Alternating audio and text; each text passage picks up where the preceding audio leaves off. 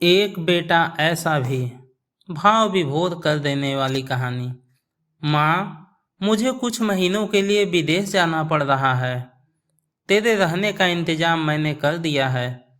तकरीबन 30 साल के अविवाहित डॉक्टर राहुल ने देर रात घर में घुसते ही कहा, बेटा, तेरा विदेश जाना जरूरी है क्या?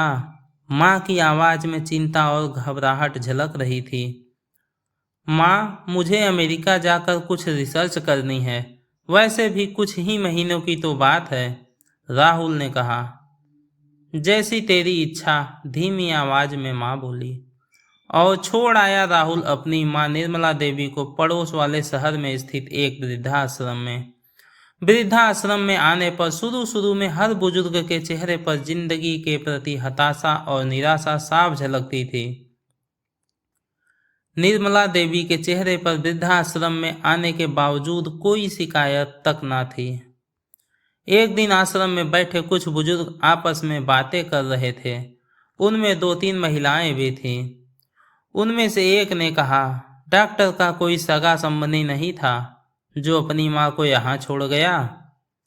तो वहाँ बैठी एक महिला बोली, निर्मला देवी के पति की मौत जवानी में ही हो गई थी। तब राहुल कुछ 4 वर्ष का था। पति की मौत के बाद निर्मला देवी और उसके बेटे को रहने और खाने के लाले पड़ गए थे। तब किसी भी रिश्तेदार ने उनकी मदद नहीं की। निर्मला देवी ने लोगों के कपड़े सिल सिल कर अपने बेटे को पढ़ाया।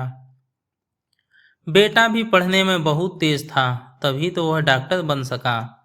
वृद्धा आश्रम में करीब 6 महीने गुजर जाने के बाद एक दिन निर्मला देवी ने आश्रम के संचालक रामकिशन शर्मा जी के ऑफिस के फोन से अपने बेटे के मोबाइल नंबर पर फोन किया और कहा, राहुल, तुम हिंदुस्तान आ गए हो या अभी अमेरिका में ही हो? माँ, अभी तो मैं अमेरिका में ही हूँ, राहुल का जवाब था। 3-3, 4-4 महीने के अंतराल पर निर्मला देवी राहुल को फोन करती, उसका एक ही जवाब होता, मैं अभी वहीं हूँ, जैसे ही अपने देश आऊँगा बता दूंगा। इस तरह तकरीबन 2 साल गुजर गया। अब तो वृद्धाश्रम के लोग भी कहने लगे कि देखो कैसा चालाक बेटा निकला, कितने धोखे से अपनी माँ को यहाँ छोड़ गया। आश्रम की ही किसी बुजुर्ग ने कहा, मुझे तो लगता नहीं कि डॉक्टर विदेश गया होगा, वह तो बुढ़िया से छुटकारा पाना चाह रहा था। तभी किसी और बुजुर्ग ने कहा, मगर वह तो शादीशुदा भी नहीं था। अरे होगी उसकी कोई प्रेमिका, जिसने कहा होगा पहले माँ के रहने का अलग इंतजाम करो, तभी मैं तुमसे शादी करूंगी। 2 साल आश्रम में रहने के बाद अब निर्मला देवी को भी अपनी नियति का पता चल गया। बेटे का गम उसे अंदर से ही खाने लगा। वह बुरी तरह से टूट गई थी। 2 साल आश्रम में और रहने के बाद एक दिन निर्मला देवी की मौत हो गई। उनकी मौत पर आश्रम के लोगों ने आश्रम के संचालक शर्मा जी से कहा, इनकी मौत की खबर इनके बेटे को तो दे दो। हमें तो लगता नहीं कि वह विदेश में होगा, वह होगा यहीं कहीं अपने देश में।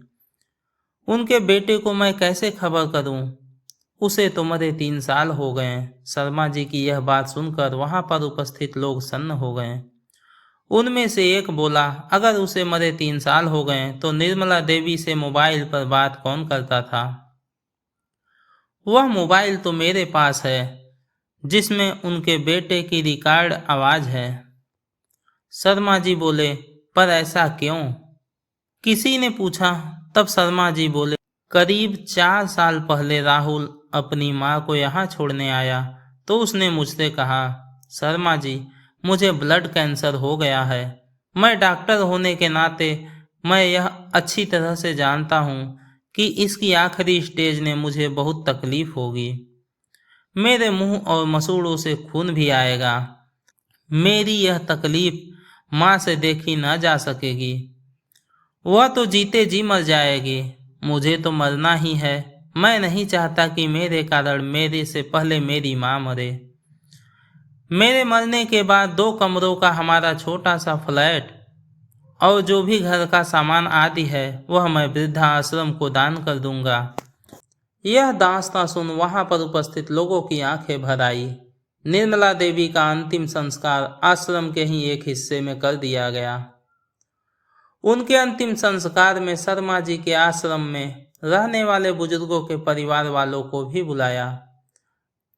माँ बेटे की अनमोल और अटूट प्यार की दास्तां का ही असर था कि कुछ बेटे अपने बूढ़े माँ बाप को वापस अपने घर ले गए। दोस्तों, इस कहानी पर आपकी क्या राय है हमें कमेंट करके ज़रूर बताएं। अगर कहानी आपको पसंद आई हो तो वीडियो को लाइक करें, अपने परिवार और दोस्तों के साथ शेयर करें। अगर आप चैनल पर नए हैं तो चैनल को सब्सक्राइब अवश्य करें। धन्यवाद दोस्तों, मिलते हैं एक नई कहानी के साथ।